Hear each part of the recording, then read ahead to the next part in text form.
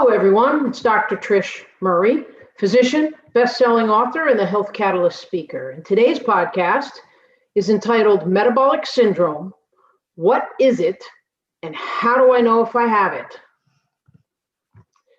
If you go back in time, folks, the first name that was ever given to this condition, metabolic syndrome, we didn't call it that in the beginning. The first name it was ever given was actually called Syndrome X, because actually traditional medicine and doctors didn't really know what caused it. And you will see the diagnosis in a minute of all the things you must have in order to be diagnosed with metabolic syndrome. But it was originally called Syndrome X, because actually we didn't know what exactly it was, but it was leading down a path of a lot of chronic diseases, high blood pressure, and heart disease, and diabetes.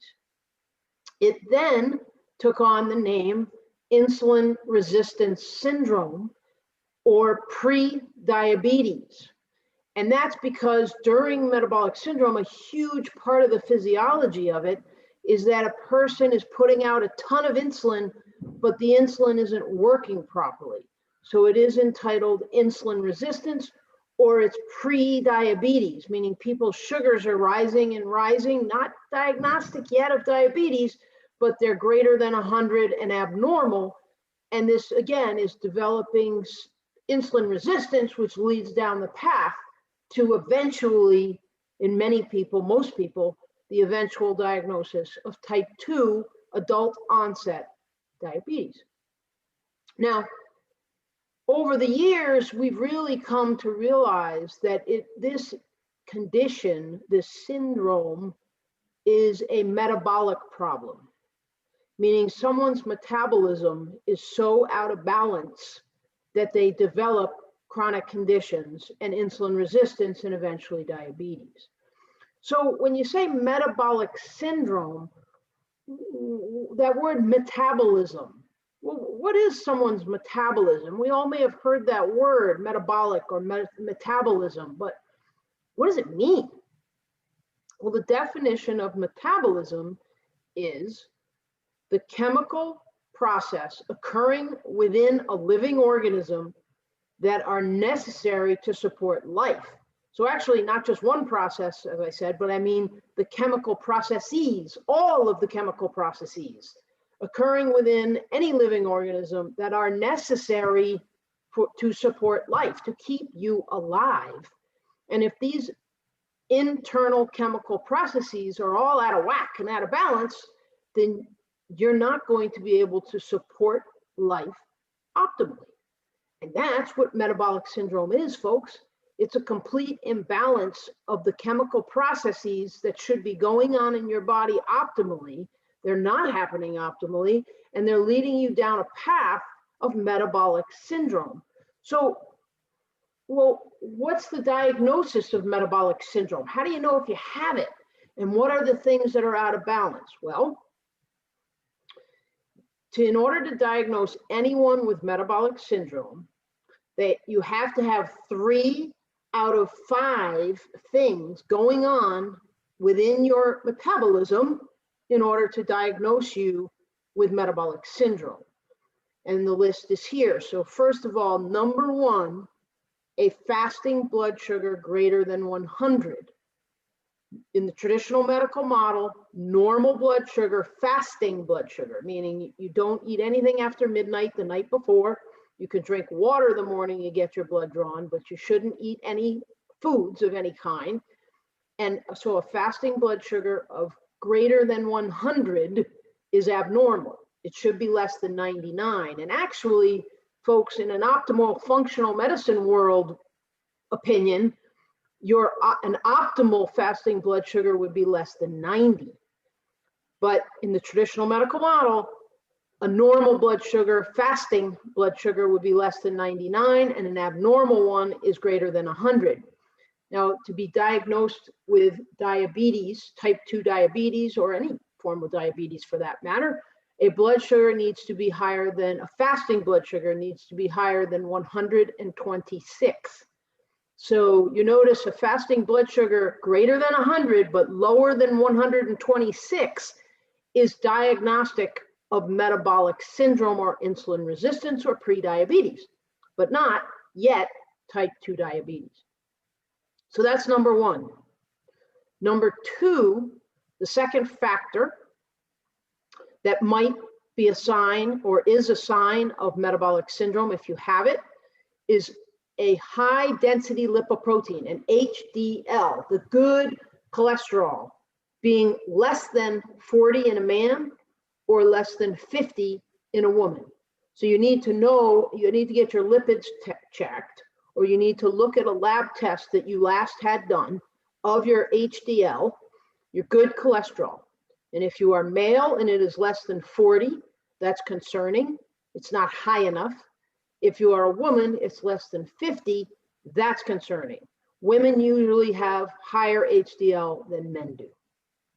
So that's number two. The third factor in determining whether a person has metabolic syndrome is waist circumference.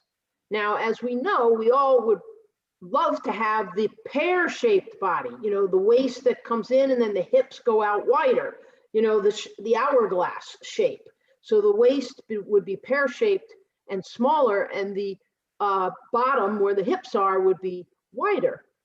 Well, that's the optimal, but as we age and if we put on too much fat, you know, body fat, and especially abdominal body fat and visceral, meaning fat around the organs of the abdomen, such as, you know, the idea of like a pot belly or an apple-shaped body, big waisted but small hips, that a waist circumference greater than 40 inches in men and greater than 35 inches in women is the next factor that's a sign of having metabolic syndrome.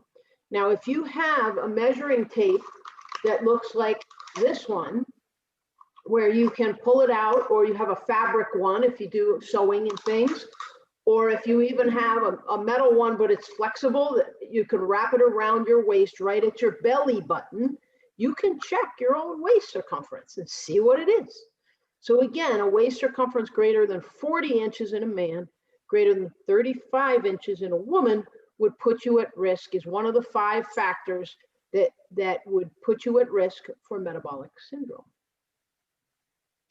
The fourth factor is your blood pressure. A blood pressure greater than 135/85 puts a person, is one of the factors of having metabolic syndrome. Again, blood pressure greater than 135/85. And the fifth factor that can be looked at to determine if someone has metabolic syndrome is triglycerides. Triglycerides are pure fat in the bloodstream. If your triglycerides are greater than 150, then you are at risk and you have one of the factors of the 5. And if you have 3 or more of the 5 factors that positive, meaning they're found to be positive for you, 3 out of the 5, then you have metabolic syndrome. So again, one more time. Number 1, fasting blood sugar greater than 100. Number 2, HDL less than 40 in a man or less than 50 in a woman. 3, waist circumference greater than 40 inches in men and greater than 35 inches in women, because that has to do with increased fat in the abdomen and around the viscera, the organs of the body. 4, blood pressure greater than 135/85. And 5, triglycerides greater than 150. Now, folks, a study that was done out in the metabolic scientific world called the Interheart study analyzed greater than 1,000 people who had a myocardial infarction, basically had a heart attack. And what they found was these risk factors accounted for greater than 80% of the risk of why they had a myocardial infarction, a heart attack. There's 8 risk factors here, but you'll notice every single one of the ones that we just talked about for metabolic syndrome are listed here. Abnormal lipids, abnormal cholesterol, abnormal fats, the HDL, the triglycerides. 2, smoking. 3, high blood pressure. We just talked about that as one of the factors. 4, having diabetes and already being diagnosed with diabetes. Now, metabolic syndrome is pre-diabetes, so you may not have diabetes yet. 5, abdominal obesity, meaning an increased abdominal waist circumference, one of the factors. 6, inactivity. 7, lack of consumption of fruits and vegetables. 8, alcohol, an increased or elevated level of alcohol intake. So folks, what the point here is that if you have metabolic syndrome, 3 out of the 5 factors or more that I just listed off before, this is why you have chronic disease. This is why you don't feel well, and it is putting you at risk of heart disease and heart attacks. It's putting you at risk of diabetes, and causing you to have to be on many, many different prescription medicines to try and treat it. Discover Movement will enhance your mobility, build strength, improve balance, and enable you to move with confidence and ease. To register, please visit our Discover Health online shop at members.discoverhealthfmc.com. Now, the other problem is that many of you out there, many of us Americans, do not know that we even have metabolic syndrome. Stats on patient awareness and control of chronic diseases is really poor in the United States. Look at these facts. Fewer than half of women are aware of the risk factors for heart disease, coronary cardiovascular disease. And actually, one of the top killers of women, even though we think men are more at risk of heart disease, is guess what? Heart disease, women. So we need to realize whether we have these metabolic imbalances. Nearly 1 in 3 people with high blood pressure that are hypertensive or have high blood pressure are completely unaware of it. 2 in 5 not actively being treated for their high blood pressure. And nearly 2 in 3 are not adequately controlled, meaning you know you have high blood pressure, you go to the doctor and you get it checked, but 2 out of every 3 are not adequately controlled, meaning the blood pressure is not less than 135 over 80. Next, less than half who should be treated for high LDL cholesterol, meaning low density lipoprotein. The bad cholesterol, LDL, are being treated, meaning less than 50%, folks, who should be treated for high LDL cholesterol levels. The bad cholesterol are being treated, and only 1 out of 3 are actually reaching the goal of being treated, even if they are being treated. The next point, and here's metabolic syndrome, folks, prediabetes or metabolic syndrome is seldom identified. Listen to this stat. Only 1 in 100 people in our general population have been told that they have metabolic syndrome, even though they have 3 out of those 5 factors that I listed off before. So if you want to do yourself a favor, go back and listen to that list again and check yourself. Go to your doctor and ask them to look at these things and determine if you have metabolic syndrome, so you're not in that 99 out of 100 people that might have metabolic syndrome that don't even know it. And this final stat, less than half that are diagnosed with type 2 diabetes and know they have diabetes are actually adequately controlled. A whole nother study that was done called the United States Diabetes Prevention Program, folks, evaluated a lifestyle approach, because what's the answer? Okay, let's say you test yourself and you look up your labs and you test your waist circumference and you realize, wow, I have 3 of those 5 factors that Dr. Murray listed off a minute ago, or I have 4 of them. Oh my God, I have 5 of them. Folks, what do you do about it?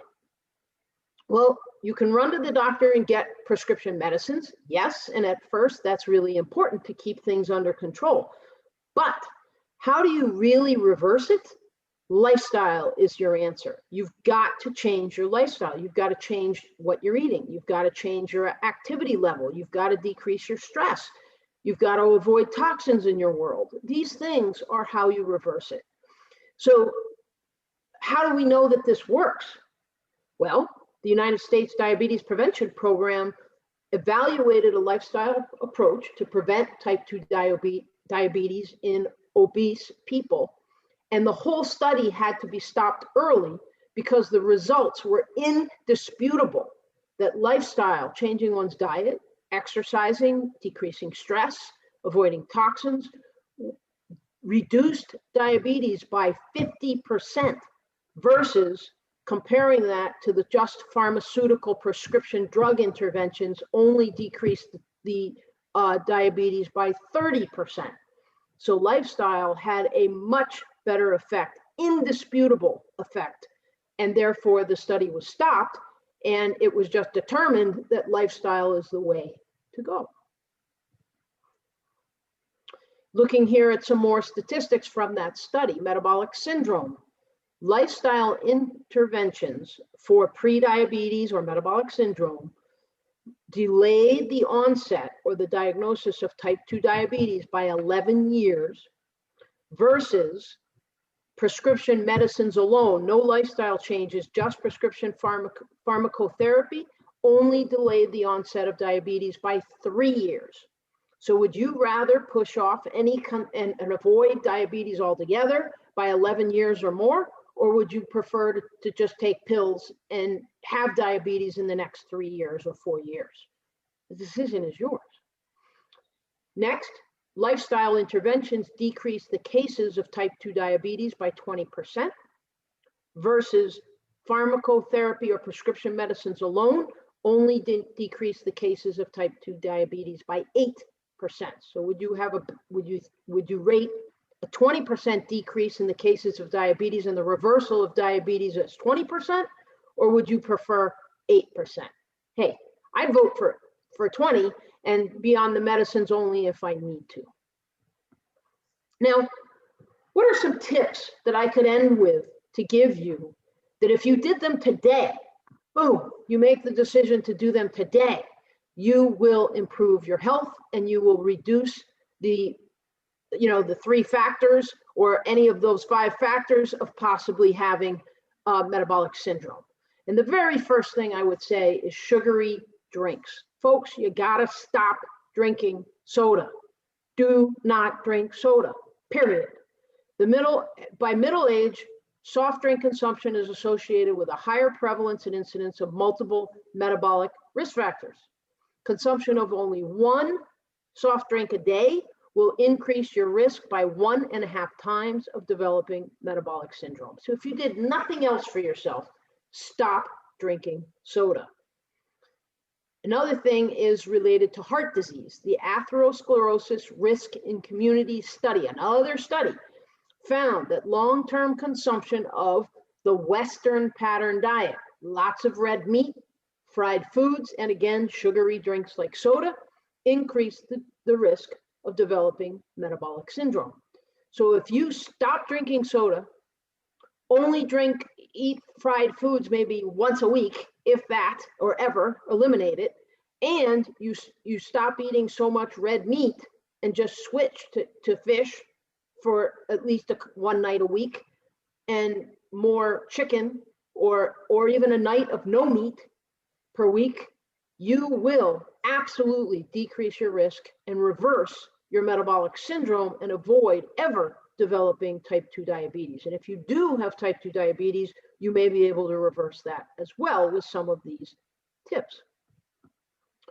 So finally, how to improve, how to reverse metabolic syndrome, how to even reverse and get on the bandwagon and on your journey to reverse type 2 diabetes, adult onset diabetes, if you already have it. Number 1, eat the rainbow. And I don't mean M&Ms and Skittles. I mean eat red, yellow, orange, green, blue, purple foods that are real whole foods. So what does that mean? Vegetables and fruits. Number 2, stop all sugary drinks. Don't drink another soda other than maybe once a year, if that. And finally, one last point I'll make and you'll need to look this up. I'm not going to go into it in detail here, but learn about what's called the glycemic index. Google it and learn about it and read about it. The glycemic index, and maybe I'll do another podcast on that coming up soon. Is the glycemic index, folks, has to do with any food has been, measured in how much that food increases your blood sugar right after you eat it. And every food has a different glycemic index, and they rate it against a tablespoon of pure white cane sugar. So you ingest white cane sugar and boom, your blood sugar goes right up immediately, and then insulin has to come and decrease it.